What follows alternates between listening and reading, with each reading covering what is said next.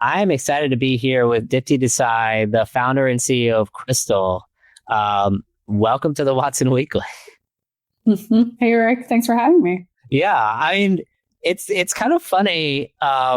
We didn't meet for a long time. I think you reached out based on something. I picked up crstl when they initially, I think you guys raised your seed round. Was that right? That's correct. Tell your story about how you found out about me and how we initially met. And I think it has to deal with NDR, Nicholas David Richards. So yeah. Well, I mean, Rick, you're a figure in the commerce space. So obviously heard of you a long time ago, and pretty much as soon as I started working in this space. So that was now almost 4 or 5 years ago. Yeah. Just really liked your content and all the work that you were doing, and particularly because you started out as an electrical engineer in your career, like I did, and then found your way to commerce. So that was definitely very interesting. A good coincidence. But no, really, I mean, I love sort of the approach you took at the content. It's very thoughtful, very methodical. It's the real deal as I see it. So I really enjoyed that. And then at some point I just reached out to you to say, hey, I love learning from, other people. And I think that's how we first connected in the digital world. I think it might have still been in the thick of the pandemic. So I don't think folks were moving around as much yet. And then to your point, I think fast forward, I believe it was Shop Talk. Shop Talk, I think a couple of years ago, 2023, that I was hanging out with NDR, and I think we ran into you, and that first time in person. So that's my recollection anyway. So. Yeah, it was a lot of fun. I think seeing. I think one of the things that's shocked me. So I try to track as many as possible. I think it's impossible to track them all for the podcast. Just what's happening in fundraising, so I can just understand where the space is going and kind of new startups that are going on. And a startup that it was dedicated to EDI was like, whoa, like who's there's got to be the nerdiest person I've ever met. And, I count myself in that group because we're both electrical engineers. And so I think we're maybe kindred spirits that way. And so I think it would be good to start from your, how did you get there? It's like you said, you've been in the space for 5 years, but I think we probably need to back up from that even. Yeah, definitely. I mean, the somewhat short version of the story is I really loved physics growing up. And so found my way into electrical engineering as a result. And then right out of school, got my first job in Silicon Valley, cutting my teeth as a hardware engineer. And I probably don't think I quite realized at the time what a big deal and an opportunity it was for me. Yeah. And this was, I'm dating myself, but this was just before the first smartphone came out. So it was, on the one hand, it was a dry time in the semiconductor business just before the first iPhone, et cetera, came out. But it was also, we knew we were on the cusp of something exciting because there were just a lot of things trending in that direction. So that's really how I got my start. And then really before starting crstl, spent the entirety of my career in Silicon Valley and Bay Area at startups of all sizes. And what happened is, in a way, as a result of the first iPhone launching, I should say iPhone, not just smartphone. Yeah. As a result of the first iPhone launching in 2007, by the time the 2010s rolled around, it had become very apparent to everybody in the technology business that data was coming at us faster and in bigger, dense volumes than they ever had before. And a lot of the databases and applications, et cetera, that existed were just no longer cutting it, right? Because they were just built for another time. And so sort of as that, big data is not a term really anyone talks about anymore these days, but it was certainly very, very hot in 2010 plus minus and really for a good chunk of that decade. Anyway, so I found my way then into startups that were working on a variety of applications and in different ways, but it was all around data, right? Mm-hmm. And I think my engineering background sort of served me well, but really it was a lot of just learning on the job. Mm-hmm. But that's really how I spent a long time building and really learning from people who knew how to build data products, scaling teams around things like that. And then I think that sort of gave me hopefully a good foundation for starting crstl and kind of where we're at and where we're going. Yeah. And so going from data into something, I mean, EDI it's an arcane thing. There's certain structure to it. It has, did it like really resonate with your sort of like component-based spec sheet mind where you're like trying to wire up a circuit board and now you just have a spec of these certain documents that have to fire at different times? Yeah, that's actually, it's funny you say it that way. I hadn't quite thought of it that way, but actually it's very good, right? I mean, the early part of my career, I was exactly doing that, which is spending a lot of time in lab and, with hardware equipment and producing spec sheets and, very structured output of that sort, right? So yeah, it definitely bears some resemblance. But yeah, I mean, I think at the end of the day, I sort of just really looked at it as a data problem versus getting too caught up in, sort of its age and, things like that. What I had to get to your point, though, what I had to gain conviction around, obviously, is that what was it and what is it going to be relevant in the next 5, 10, 20 years? Otherwise, just pragmatically, it wouldn't make sense for me to spend my time building in that area, right? Yeah. And I think we'll probably talk more about this as this evolves. But that's really sort of what I sort of, that was kind of the perspective I came out with, is that really this is a data language.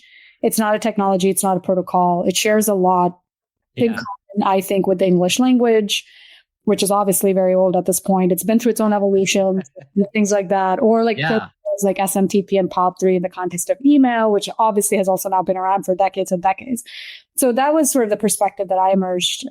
Again, it kind of developed not out of the like IP and TCP/IP stacks. It developed like concurrently in some respects. So it was just different things. Well, maybe we should bring the audience along. What the hell is EDI?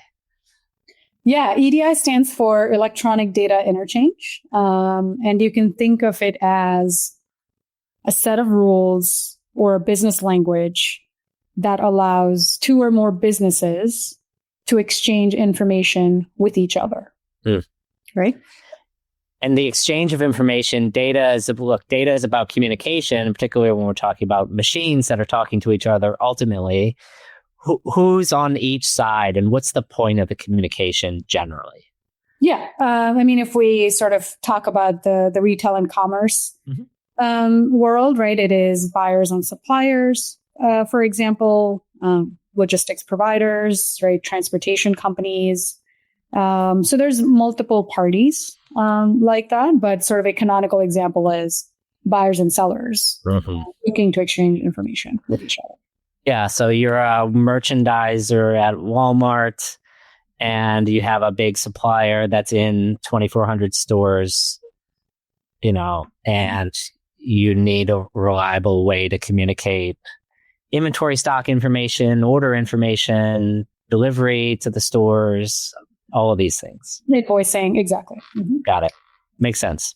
And so you had this moment, so getting into crstl a little bit, you had this moment where you knew the data systems that were in place in the past didn't quite match. I guess, was there an aha moment for crstl for you? Like something needs to be, now we're in the retail and e-commerce setting. This is the type of communication that actually needs to be improved, changed, revolutionized, etc. Yeah, I mean, what happened was around 2021, right, when COVID was in full swing and, most of us were still sort of, working from home and so on and so forth. What was also happening is pure sort of e-commerce, et cetera, was taking off, right? And I, at the time, was helping out, this nonprofit along with other volunteers just to help solve the PPE shortage problem in the country. And there wasn't really a big plan there, really, because I had just come off of a very just a small project solving the PPE issue for the entire country. Yeah, it was. All credit goes to sort of the folks that really started that nonprofit, and some of us were helping hands there, so I won't take too much credit for it, but definitely got to play a small role. What was simultaneously happening is as I was talking to a lot of different brands and manufacturers, just by virtue of doing this work, they started to tell me, and this is actually, we talk a little bit more about it these days, but NeuroGum, which is blowing up everywhere, and it's so exciting to see that progress. They were our first customer. They were our first, willing design partner. Mm-hmm. And folks like them and others who really were on the cutting edge of represented a lot of the macro shifts and the zeitgeist of millennials becoming decision makers and Gen Z sort of starting to enter the workforce, right, which sort of started to happen around this same time. They were sort of telling me that we don't think that when the world reopens, old will be new again, right? They were very convinced about that, which is things will go omni-channel versus just direct. Right. And really, I had to, in addition to sort of gaining conviction around EDI and its relevance and, and so on and so forth, is obviously nobody knows, right? Everyone is hypothesizing. And I had to I went back to sort of looking at the numbers and the data and how things were shifting and why might that be true if it were to be true. And this is still 2021. So really no one knew because things weren't reopening and so on and so forth just yet. But as I dug into the numbers and knew that I was talking to people that really were on the forefront and the cutting edge of what they were doing, I think I developed very strong conviction that indeed, when the world reopens, old will be new again. Yeah.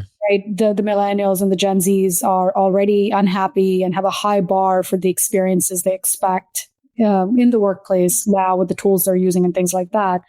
And layered on with my own experiences and so on and so forth. And I at that point, by end of 2021, I had developed really strong conviction this needed to happen.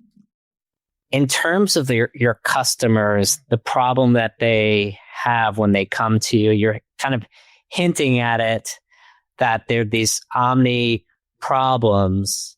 How do they describe it in their language, the problem that they're trying to solve? Yeah, from their perspective, this is, one lens of it is that it's a revenue diversification, business diversification problem, right? So to the extent that they are looking for new customers and, margin profiles and, expand kind of distribution channels, they're really looking at this as a foundation and an infrastructure that powers sort of that revenue diversification channel and business diversification, right? And then it is it's an infrastructure and an enablement layer that makes that possible. Got it. And who is your ideal customer? I guess in that vein, revenue diversification for somebody who is a direct brand, sort of a traditional, if there's anything like a traditional direct consumer brand these days, because it's a relatively new in the world. It sounds like they're generally coming from a more digitally native scenario and then opening up in their own retail stores, or more likely in this scenario, wholesale through, big chains, big and small. Yeah, exactly. And that's certainly, where we started and continue to focus on. And as that network that we build, the digital network that we continue to build to connect different entities, buyers and suppliers, but also sort of the stakeholders around that. We're also finding that we power, buyers that work with their suppliers, right? And so they could be a manufacturer working with scores or more of their own suppliers. Got it. It's actually the same concept. Sort of like upstream in their supply chain. That's fascinating because they have an assembly problem and they have, ostensibly retail-oriented problems. Yeah, they're procuring too, right? So. Right, exactly. No, that makes sense. And how do you charge your customers at a high level? Obviously, you don't need to talk specifically about rate card or anything like that, but what's your business model based on? Yeah, I mean, as a digital network, really, we are in the business of connecting.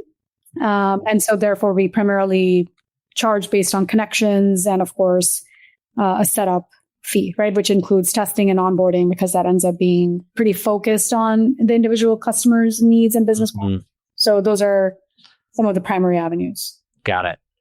No, I mean, that makes sense. And look, we're talking about a technology that I think most people have never heard of unless you've been, I would say in retail, because we're all in retail, but like asked by a large retailer to connect to them because they told you to do so. Otherwise, you might never have to think about it ever. Why? What is it about EDI that makes it so dominant and irreplaceable, almost like the cockroach that's never going to leave us or something? I think what EDI provides, right, is basically structure and rules, right? And that's why I liken it to the English language. So let me make a distinction. And oh, by the way, I'd love to take this opportunity to tell anyone who will listen that EDI is not a technology, it's a protocol, right? So let me see if the English language analogy works, because sometimes people tell me they really like it, but let's see if it works here. So what the English language does for us is, for one, it standardizes, right? You and I can speak to each other, versus if you and I spoke wholly different languages that had different rules and we were plopped into this podcast. I think even in the age of AI, we would have some challenges. Some challenges just connecting, communicating, right? Things like that. So that is one side of it. So English language therefore now provides these rules. So for example, if I have to say, "Hey Rick, how are you?" there is a certain structure to that sentence, to that question, right? Right. Now, if I were to instead come and say, "Hey Rick, how you are?" you probably wouldn't correct me, or maybe judge me even, but you would know that that is not correct. Why? Because the language has rules, right? Yeah. And based on those rules is really how we're able to connect and communicate, really. Now, what that sentence structure and the rules of the language don't dictate at all is how I'm asking you how you are, right? So I would construct that question, and then I have to decide, am I going to text Rick that question? Am I going to email Rick that question? Am I going to handwrite a letter asking Rick that question? So the structure and the rules are independent of the connectivity mechanism, right? And that's exactly what I kind of found about EDI, which is, and this is where I think there's a lot of confusion on well, API is sort of this, in the kind of the next gen, like is EDI the predecessor to API? And those are apples and oranges, right? Because EDI helps me understand how I should construct the question or the sentence, right? How are you? The API equivalent is what tells me, am I needing to send this via a handwritten letter, a text message, an email, or whatever the message of communication might be. And so that's why it's not either or. It's and so I think knowing that it can help these retailers and their suppliers communicate better, agree to a common set of rules, certainly help facilitate connectivity. And obviously, people come to you because it's not simple, or maybe they've overlooked something, or they thought they could do it themselves. I mean, the best situation for any startup is like someone who's trying to actively pay money to solve the problem now, and they're like, I give up. I can't do it myself. Like, please, I need to buy some technology, software as a service, whatever it is, to get it done. Like, what do leaders miss something about this kind of protocol and connectivity that you think would be beneficial for others to know? I think it's a great question. I mean, I think one thing, therefore, to now expand on the relevance of the protocol and so on and so forth, I think it's really important for leaders to understand and invest in. So I'll break this down into what is kind of relevant and important, perhaps from a customer-based perspective, and then just more generally in the ecosystem, right? If you're generally in the ecosystem, I think it's really important to understand and separate out the application layer capabilities and the modernization of that versus really the protocol on what it on that it sits. So what I mean by that is a lot of companies today leverage EDI but they also have application layers on top of it that are really aged. And that's really is their Achilles heel versus kind of the protocol. What I mean by that is things like visibility. Hey, I sent this brand a purchase order. Did it leave your systems? Do you have the visibility? Do you have the alerting, the logging, the monitoring, the anomaly detection, the intelligence to know that proactively? That is independent of EDI. That is much more at the application layer, right? And that's where a lot of the digital transformation and evolution should be focused. And I think there's a lot of conversation, however, on the underlying protocol, right? So kind of to use the email example, Gmail came along and solved a lot of the problems. Gmail's, a couple of decades old at this point, but it came and solved a lot of problems that Yahoo Mail had, as an example, right? I mean, I'm speaking as a former Yahoo Mail user. There used to be all this spam and space, and used to be a problem, and there was no ecosystem where you could connect your Yahoo Mail to your CRM and the interoperability that came with that, right? The underlying protocol didn't really change as much, right? But what Gmail did better is catch spam better. Well, presumably they just have better algorithms. They solved the space problem, right? There's a bunch of good engineering challenges there. They built an ecosystem around Gmail, so today we can connect that to our CRM and do work where we need to do the work without leaving the tool and those kinds of things. So that's kind of the difference between separating out what's possible, and particularly around the age of AI, there is just, every day we add so many things to our roadmap, and God knows we're not going to get to all of those things, but it is so much of that is possible. And that's what we need to be, I think, as an ecosystem, be focusing on those possibilities versus the underlying protocols. Yeah. And so this trading partner, there's sort of like one element to it, which is sort of trading partner communication. The other part of it is just the rhythm of retail. Like you have a new system of processes that come out, like how is a SKU born in your system? At what point in its life cycle do you communicate to your trading partners? That's right. How do you know it's ready? And so I guess where does Crystal, I think this is super helpful because it also helps me frame a few next questions, like where does Crystal start and stop in the life cycle of the brand and the retailer? Yeah, for sure. So we are, focused. So much of our origin story is with a focus on brands and suppliers. So in that context, we are very focused on the order that they receive from their customer, and then the workflow that naturally triggers downstream, right? So to kind of use your Walmart example, if you're a supplier receiving an order from Walmart, that just kicks off kind of a natural series of steps around the acknowledgments, on the ASN, the advance ship notice, the invoice, and other sort of related exchange of information, right, and transaction. So that's sort of one side of it. The natural extension to that, yet again, from a brand and supplier perspective, is the scaling of their financial and operational discipline, right? So this is where they want to automate as much as possible the fulfillment process for B2B.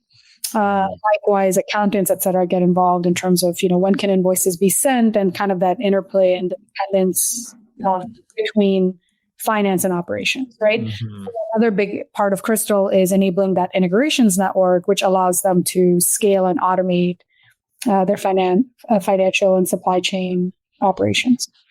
Yeah. And so there's a lot of people involved in this process, including the merchants, the purchasing teams, or, potentially a sales rep, the finance team who's just trying to track what the hell's going on. And then there's obviously the warehouse. Like, the product is sitting somewhere on a pallet or a case pack or like whatever it is.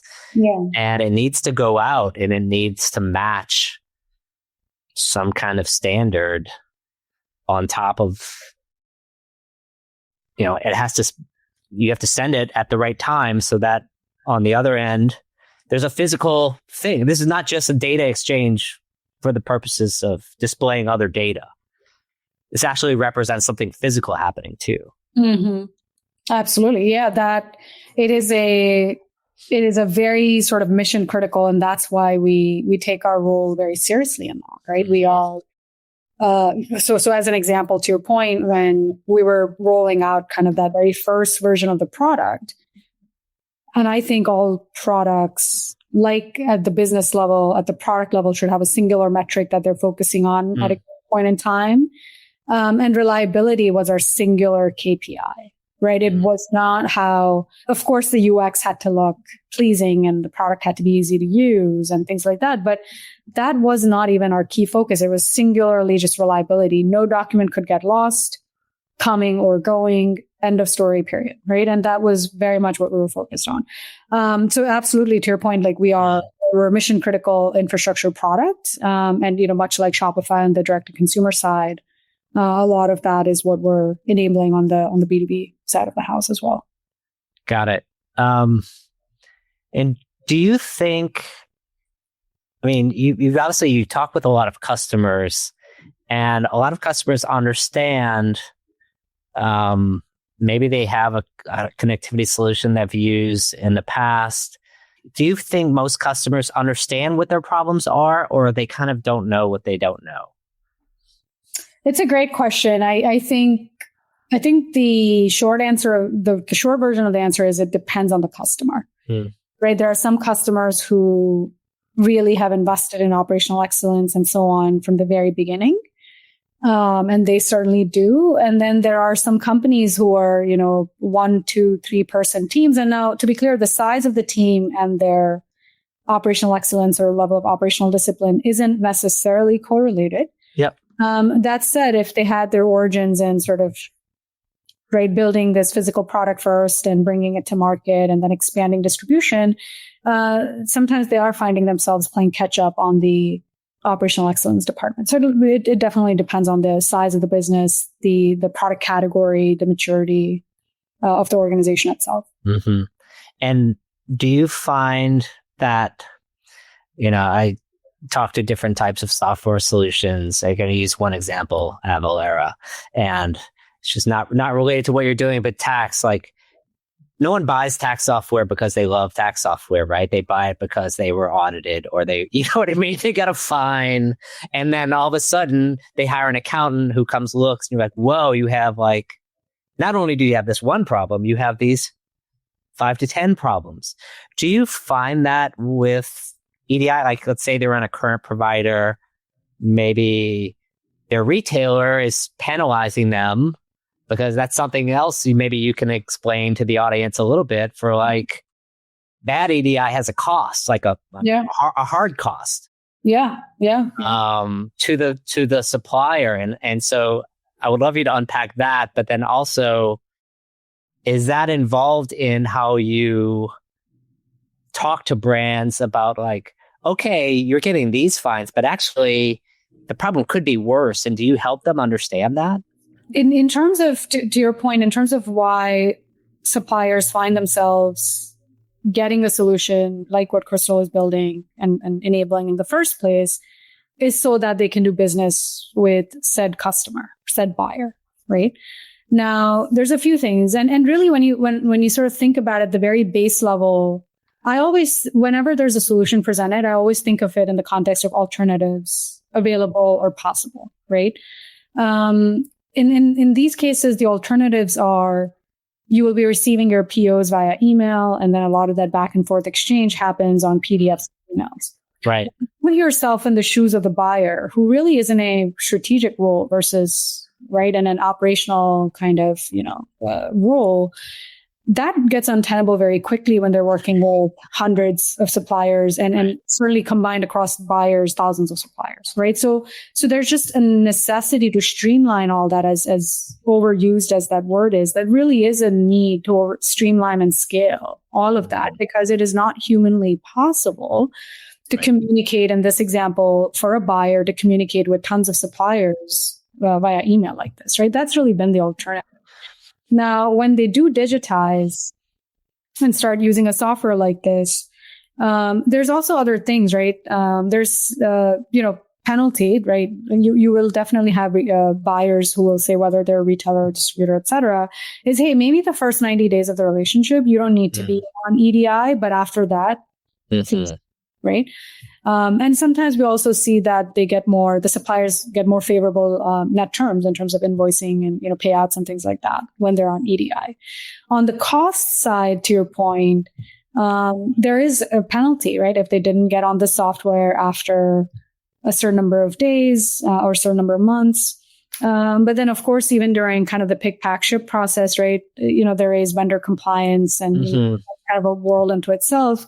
And then those costs are also very, very real, to your point, right? I mean, again, data shows could be easily 10% of the PO value, right? For not complying with those different rules. And so, so the cost is very real. It's very P&L impacting either way you slice it. And so it really kind of helps streamline, scale, all of those things. Yeah. I mean, I must be honest. I used to geek out on retailer supplier handbooks and just how freaking complicated those things are. I mean, sometimes there are hundreds of pages of requirements for the brand who's your customer. And now, like, how is it even possible that you can do all those things as a small company? Yeah, I know you're right. And that is why we take our mission very seriously, right? Because we enable them. We study those books so they don't have to. We turn those books into software and workflow platform so they don't have to. And by the way, this is much in the same way that we use other software to build not just our products, but even just the company and the business, right? So for instance, if we're using a software for feature flag or a software to help us scale support, we too are using somebody else's product to help scale our own business, right? And so we see that role. We see ourselves playing that role in other businesses. And for the same reason, we take that role very seriously. And could we build a feature flag software or another software just on the basis of technical merit alone? We could, but should we? Probably not, right? And so that's why we end up paying for that software. And so in the same way, why we come to exist for our customers. Got it. You mentioned that, a lot of the problems that people attribute to EDI is not really based on EDI. It's based on these like 20-year-old merchandising or operate financial systems that haven't adapted. Maybe they aren't as flexible. Where does,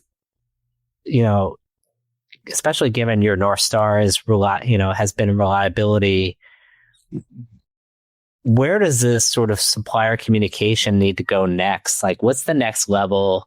Is it up the application stack, or is it actually into adjacencies, or like, how do you see that evolving? Yeah, I mean, it's also a great question, just kind of given the rate at which all of these layers are both getting innovated on, but also disrupted, right? Both of those are happening. So some of that is just happening through straight up replacement and disruption, and some of it is happening as a kind of a more gradual kind of evolving to the next step. Yeah. I think the key things that any business really should care about and are caring about, and therefore any solution, whether it's at the application layer or one level above it or adjacent to it, I think it all starts by focusing on very much weaving in intelligence, connectivity, right? And simplicity in all that they do. I think that is really the guiding principle. Got it. Give me an example of intelligence. I think that's an interesting thread I'll pull up. Yeah. I mean, intelligence could be, right. Like the example we quickly touched on before is sometimes our customers can't have confidence that if their buyer is telling them that a PO was sent out, that it was indeed sent out, right? And so now what it is lacking in is a basic level of intelligence on knowing did it go out? And if it hit a roadblock, where in that quote unquote supply chain of that data movement might an issue have occurred, right? Yeah. That's probably a very basic, but a very significant example of like where we see the intelligence sort of, standard that is out there truly lagging 20 years at this point. And that's a pretty easy one, I think, to get caught up on. Right. And it will make such a difference for so many stakeholders. But that's just one example. Got it. And as far as that intelligence, I would love to like do a little bit of a day in the life of a brand for you, which is, you're on Shopify or SaaS commerce. A lot of people are on Shopify, clearly, in the audience and everywhere. And they suddenly realize they need this thing to connect with new trading partners, whether it's retail stores or other people like that, distributors, as you mentioned, in kind of a B2B setting. What is there? You mentioned, you kind of hinted at it earlier. The alternative is email. And there was like, I can't do this anymore. And so you mentioned like there might be like an onboarding period where like, yeah, you're a supplier, but you're not a key supplier. And maybe you don't have enough volume to justify the work or the software, and they're like, whatever. But like, walk me through at what point it makes sense for someone to have software at all. And then what does their life look like after they have it? Yeah. To address the first part of your question, it makes sense when it makes sense in the context of the customer, in this example, the retailer or the distributor you're doing business with, right? Because even if a supplier works with, call it half a dozen retailers, all those relationships may not be equally at the same stage, at the same maturity level, at the same volumes, etc. So that's one consideration.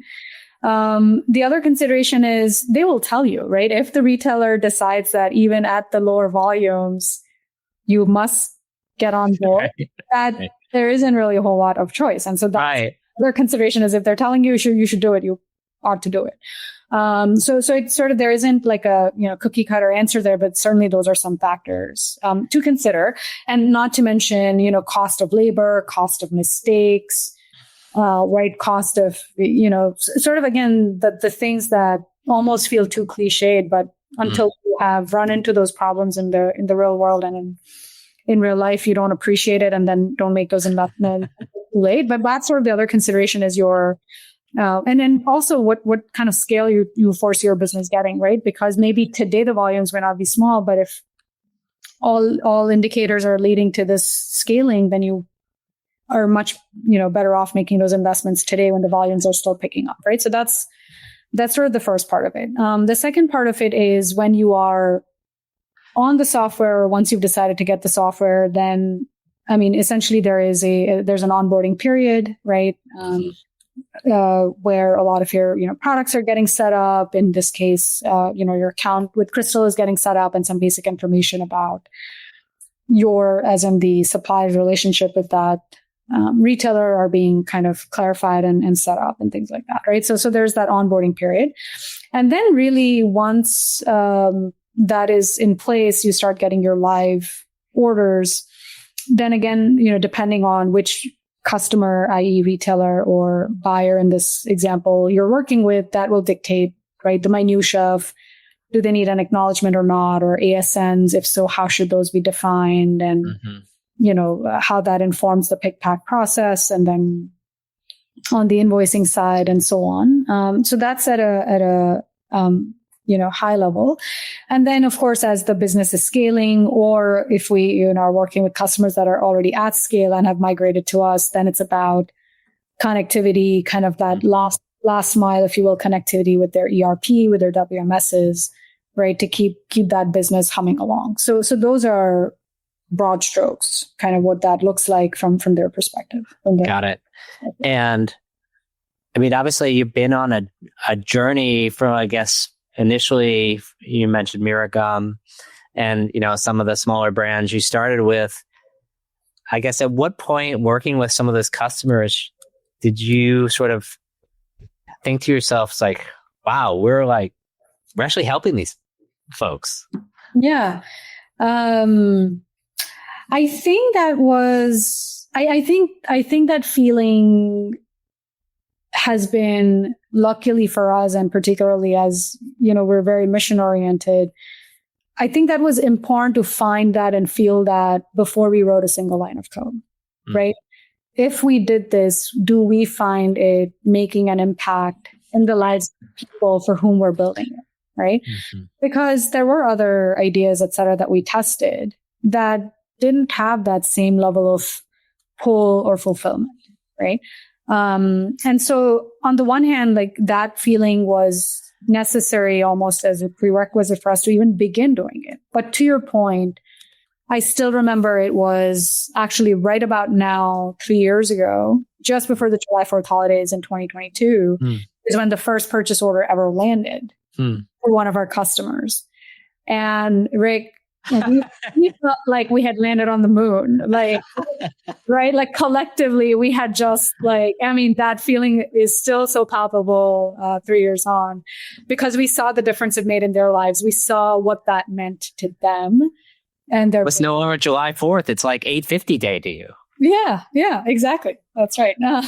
So so when that first kind of, PO hit and all that activated, if you will, downstream for them, downstream for us, is when we felt like, my gosh, this is so real. This is so important. Uh-huh. And, we therefore kind of that order became the very much kind of the unifying force, if you will, for our team, because everyone that landed, we knew, was like a little, landing on the moon, if you will, for them, right? Because it is very important, and then by extension for us.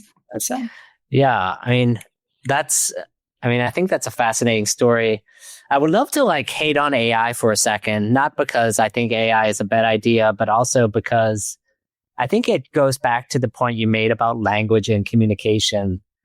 The things that EDI communicates, and I think that especially high volume trading partners communicate to each other, they have to be very precise. By definition, they have to be very reliable, because ultimately an accountant is going to come by and making sure that everything that was ordered is paid for and delivered and in the bank account at the same time. So the golden three-way match that people talk about between parcels and money and merchandise. But this thing that everyone is excited about, including myself, it's humans are so imprecise in everything we freaking talk about. Mm-hmm. If you and I were to say hey, I would love 800 of those things that we talked about last week. Your purchasing system be like, what? What do you talk about? When does it need to be delivered? Oh, to my East Coast warehouse. Actually, I want it to Florida. Or it needs to be... What is it?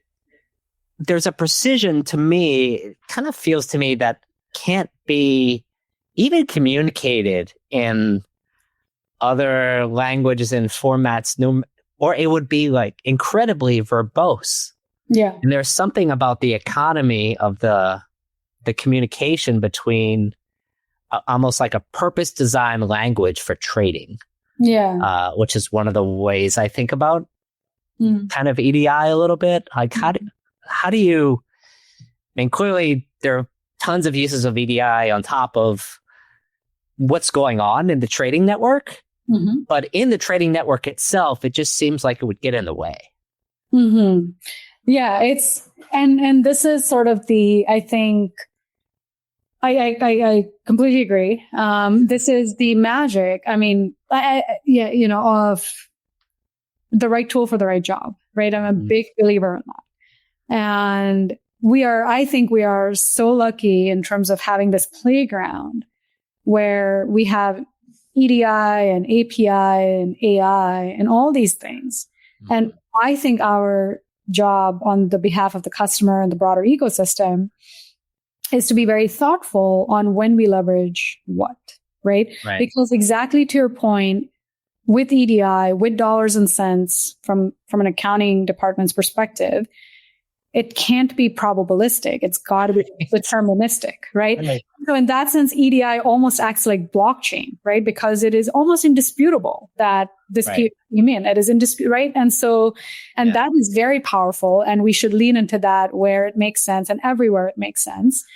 At the same time, for, certain interactions like, hey, how much, did I sell last week? AI is great for that, right? Because it can exactly tell you because all of these things have to be, I think, tied back to the so what, or the cost of being wrong, right? The cost of being right, yes, but the cost of being wrong, particularly again, when love the sort of the three-way match that you described, right? Because that match doesn't happen until it's kind of the last decimal is exactly so, right? Right. And so really knowing where and for what use cases is EDI relevant, for what use cases is API relevant, for what use cases is AI relevant, and really anything else. And how do you blend those things? And so that from the customer's perspective, it is almost indistinguishable when one came and the other didn't, right? Because they care so much about their workflows, their business process, their business objectives. And our job is to kind of be thoughtful about when to use what and the blend of those different things. Yeah, I think I've been using this phrase like each generation, 5-7 years, there's a new big thing. 4 years ago, it was like Web3 blockchain. You hit on it. That's another one where it's like, unless you really, really need it in a specific domain, like most people don't need it. Like we have, it's a database. It's an expensive database. Most databases don't need it. We've had databases forever. So in kind of similar here, yeah, sure, software is eating the world, but it's not going to, everything about AI, just because a venture capitalists raise their fund all focused on AI, doesn't mean it's going to replace everything. It just means that's where their growth is coming from. And so this idea that there are going to be different types of solutions that live alongside each other, I think is something, especially for the larger operators, that's just going to be their life. Yeah, well, sir. It's I think it's pretty fascinating. The one thing I wanted to hit on before we go is like where Crystal could go, because it's clearly there's this communication layer, but you go across so many different departments. I think almost think about like workflow through a business. Yeah. Like what is a day in the life of the merchant, like the merchandising team, marketing, which we haven't really touched on at all, operations, warehouse, finance. What do you think of like, if you had to prioritize sort of like, we're really going to become, I'm just going to do something crazy like this warehouse connectivity company, because that's really where the data breakdowns are. If you follow like your original vision of like, the data isn't right, we need to fix the data before we do anything else. Yeah. I mean, I one of what AI has, shown, just to sort of go back to your previous point a little bit, is it has, right? I mean, so much of sort of the SaaS applications felt like a layer on a database, right? And that was sort of a good chunk of, not to sort of reduce any of the, there's obviously been behemoths and very large companies built on that premise. And these things are always more complex than meet the eye. From a very, far distance, it may just look like a layer on top of a database, but clearly there's a lot more happening there. Workflows, business logic, buy-in within organizations, workflow dependencies on those products, right? There's a lot there. What is super interesting and exciting for us at Crystal, I think, in the age of AI, is the prominence, the relevance, and the rise of SaaS networks, right? Because what that is, and you hit the nail exactly on the head, is we may start by enabling the brand to receive that order from a buyer. But look what starts to quickly happen. the buyer, the brand is there. There's a variety of brand operators, the salesperson, the accountant, the warehouse. And I think for the first time in a long time, this concept of SaaS networks, I mean, when I would try to explain to folks outside of the ecosystem what we're building, I think the concept of that there's a SaaS product that needs to be built for so many different stakeholders around a workflow was still relatively new, believe it or not, right? Mm-hmm. But with AI, what it has done is it has sort of cleared the hurdle of, I think we all agree that a layer on a database is no longer cut it, right? Like that sort of type of business gets democratized. Everyone can build that for themselves almost in some ways. But what becomes much more interesting and complex and valuable to power are these networks where work is getting in the context of business, right? So we are incredibly excited for being kind of almost that first company which sort of took that network view, enabled a cross-functional team. And we always tell our customers that part of the reason we don't charge based on per user is because it is a team sport and we don't handicap a team, right? And I know from my own and everybody's user, we know we're going to share passwords and do all that. And it's like, why do that? Like enable the team, go empower them, right? And there's so much here to bring to life. And so with crstl, I mean, we're super excited to sort of play a role in becoming one of the standards of B2B commerce, right? Much like became a standard. And of course, WebEx and these companies existed prior to that, but they clearly have become standard, or Slack has become a standard, or Figma has become a standard, right? All these companies haven't done that. And, what are any of these companies really even doing is they're enabling networks of people, right? In their own ways. And we're super excited to be in that same vein, be enabling this network of group of people that come around to solve a business problem. And I am super excited to see how we, continue along that journey. Yeah, I'm getting excited just listening to it. So I know that you must feel it within you, your customers, your team. And so I've really enjoyed this conversation, Dipti. I want to remind the audience about your name. It's a unique name, crstl.ai. Why the name? Yeah, great question. Get that. So in the very early days when I was just helping when I was helping out at the nonprofit, and kind of brands started to come to me and say, hey, you have a data background and I have these data questions. Like, can you help me understand XYZ? I just needed a placeholder project name, right? Like literally, it's like if I'm kicking off a Google slide and I'm staring at an empty deck being like, what am I even doing? Like this project needs a name.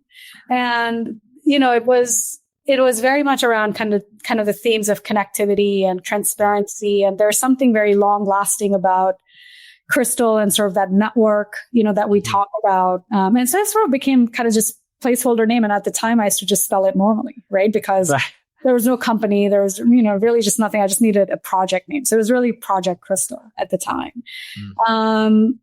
And once it sort of felt like maybe we were onto something, maybe there's a company there potentially. I kid you not, I went to bed one day and I woke up and said to myself, I don't want, and this may not be rational at all, but for some reason, this was a very strong feeling what enter. And I didn't want to have cry in the name of a company. Right. Because I was like, God knows we'll be crying. Like this stuff is hard. Like it's cry style. Yeah, that's going to be part of the journey, but certainly don't want that in the name. And so, so then did a quick kind of domain check, and even then, not very much luck on that front. And it was more certain that didn't want to have cry in the name, and also really what crstl stood for, which is, like I said, sort of this aspect of connectivity, longevity, robustness, transparency, and all of those attributes really appealed. And then there was just some practical considerations around, domain name and, the spellings and, things like that. And that sort of led to the name. Awesome. I mean, well, I'm happy to have shared this time with you, hear your personal story, our shared journey from electrical engineering to e-commerce. And so looking forward, appreciate this partnership and looking forward to seeing big things from crstl in the future. Yeah, thank you, Rick. Always a pleasure to chat. Thank you. Yeah. All right. Thanks so much.